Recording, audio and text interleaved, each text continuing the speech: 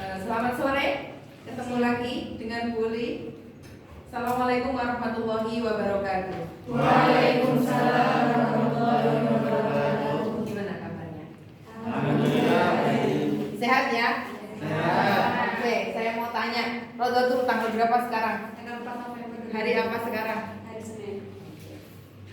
Tahun berapa sekarang? 2024. Oke, sebelum masuk ke slide, saya ingin ngecek dulu, ada nggak yang sudah punya gambaran soal apa itu berpikir ilmiah? Silakan. Baik, berpikir ilmiah yaitu berpikir secara sistematis untuk memperoleh suatu pengetahuan sesuai dengan ilmu pengetahuan yang ada. Oke, sistematik. Ada lagi ciri-ciri berpikir ilmiah, bagaimana? Kira-kira? Objektif. Ya. eh, Objektif, sesuai. empirik, sesuai fakta, ya. Ada lagi? Haliza, apa? Objektif, empirik, pas? Oke, cukup. Kita langsung masuk ke slide to slide. Pola pendekatan berpikir ilmiah, yang satu deduktif, yang satu apa? Kebalikannya deduktif? Induktif. Kalau ada yang masih ingat dulu di sekolah dasar ada pelajaran Bahasa Indonesia. bahasa Indonesia, ada buatlah paragraf dengan menggunakan kalimat deduktif, buatlah paragraf dengan menggunakan kalimat induktif. Itu ternyata juga dipelajari dalam metodologi penelitian, dipakai juga tentang bagaimana manusia itu berpikir.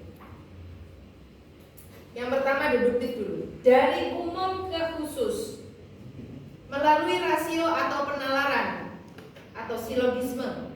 Contoh sederhananya pola pikir deduktif kan dari umum ke khusus.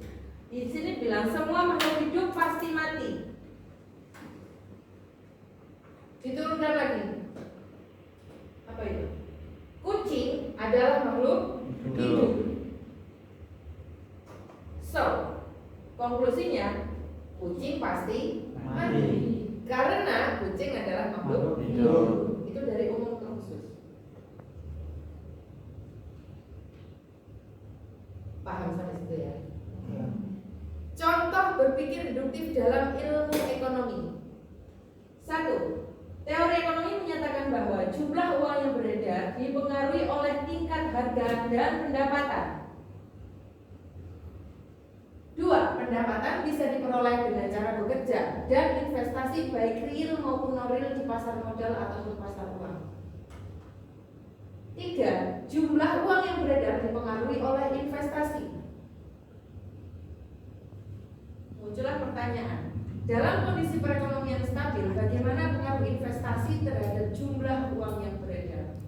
Jika diturunkan ke dalam hipotesis menjadi, coba dibaca. 1. Tidak terdapat pengaruh antara investasi terhadap jumlah uang yang beredar. 2. Terdapat pengaruh antara investasi terhadap jumlah uang yang beredar.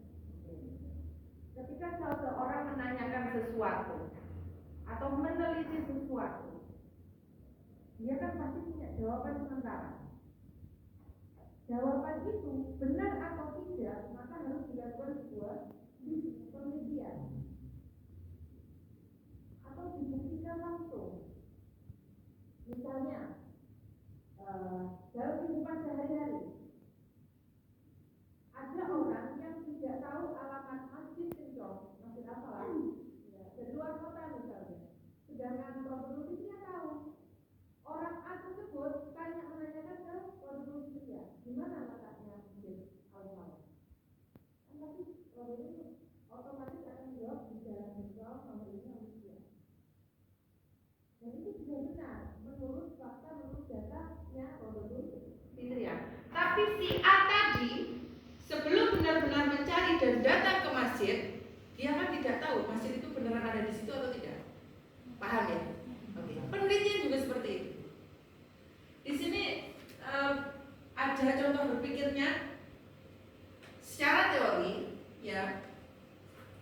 Jumlah uang yang beredar dipengaruhi oleh tingkat harga dan pendapatan, sedangkan pendapatan diperoleh dengan cara bekerja dan investasi. Jumlah uang yang beredar diperoleh oleh investasi, padahal jumlah uang yang beredar, pendapatan itu bisa diperoleh dari bekerja dan investasi. Tapi yang mau dicomot atau diteliti adalah investasi. Nah, ini dalam penelitian namanya batasan masalah. Secara teori banyak sekali faktor-faktor yang mempengaruhi uang beredar, bukan hanya bekerja dan bukan hanya investasi. Tapi yang mau sampai teliti adalah dari aspek investasi. Itu diperbolehkan. Jadi penelitianmu nanti tidak terlalu luas. Oke. Mari kita breakdown ke kehidupan sehari-hari biar semakin paham. Bagaimana sih orang itu berpikir ilmiah? Orang berpikir ilmiah itu kan harus netral, nggak pakai perasaan, berdasarkan fakta yang dibilang tadi, objektif, perasaan. Ada sebuah percontohnya begini. Berdasarkan hasil penelitian, ada sebuah penelitian yang menyatakan bahwa babi adalah hewan atau hewan ternak yang paling menguntungkan karena satu, perawatannya mudah. Ini fakta. Maksudnya setelah dilakukan penelitian kan ketemu kenapa babi itu dianggap paling menguntungkan. Karena satu, dia perawatan mudah gemuk, gampang beranak pinak. Terus makanannya pun nggak rewel. Penelitiannya hasilnya memang seperti itu. Tapi di saat yang sama, babi itu juga diharamkan oleh Al-Quran. Nah, bagaimana kita cara berpikir ilmiah itu? Jadi seorang yang netral.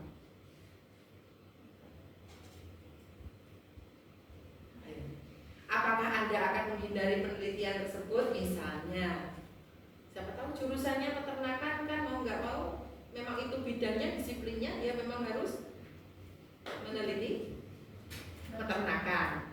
Salah satunya peternakan.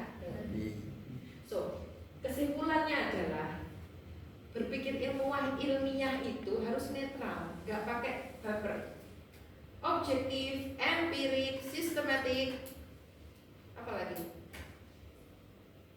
apa tadi lupa. Terus lagi skeptis. Ciri khas orang yang pikirannya ilmiah itu harus skeptik. Apa skeptik? Selalu mempertanyakan kebenaran. Sebelum Anda tahu benar-benar faktanya, melihat dengan panca inderamu sendiri, maka apa-apa yang kamu terima, informasi apapun yang sampean terima, berbentuk tanda tanya. Apalagi di era seperti ini ya, informasi itu banjirnya banyak banget.